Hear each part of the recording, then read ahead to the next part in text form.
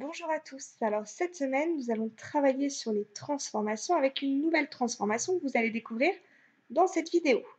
Je vous rappelle que vous connaissez déjà 4 transformations qui sont la symétrie axiale, le pliage le long d'une droite, la symétrie centrale qui correspond à un demi-tour autour d'un point, la translation qui correspond à un glissement selon un sens, selon une direction et selon une longueur donnée. Et puis enfin, la dernière, c'est la rotation qui correspond à un tour autour d'un point suivant un angle et un sens.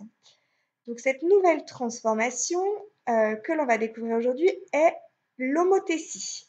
Alors, elle est un petit peu plus compliquée que les transformations que je viens de citer, puisque il y a plusieurs cas possibles et vous allez les voir dans cette vidéo. Donc, je vous propose donc une petite animation sur GeoGebra. Donc, sur GeoGebra, là, j'ai fait apparaître un triangle ABC. Et puis, je vais faire apparaître, puisque j'en ai besoin, d'un point que je vais appeler le point O et je vais l'appeler le centre de mon homothétie. Puis, je vais faire tracer des droites OC, OB et OA qui vont avoir son importance. Vous allez l'observer tout de suite. La dernière chose dont j'ai besoin, c'est d'un nombre, d'un rapport, qu'ici je vais appeler K par exemple. Alors je le mets là.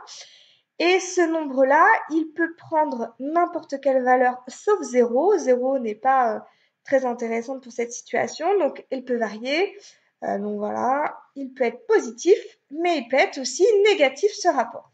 Et ça, c'est important.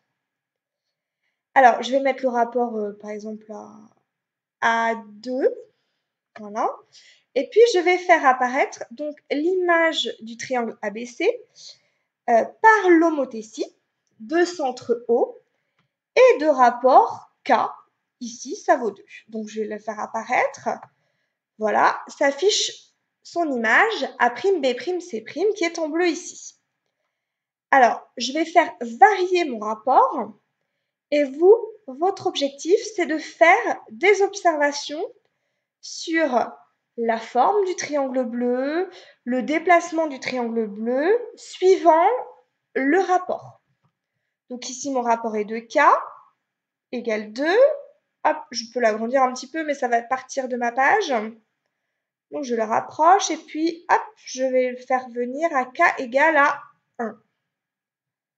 Par exemple, hop, regardez ce que ça donne. Ensuite, si K est plus petit que 1, y compris entre 0 et 1, regardez ce que ça donne. Donc là, K égale 0 n'est pas un rapport qui nous intéresse.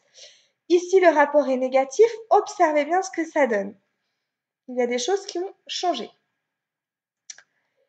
Et puis, on va faire un rapport plus petit que moins 1, ou même rapport égal à moins 1, c'est une situation que vous devriez reconnaître normalement.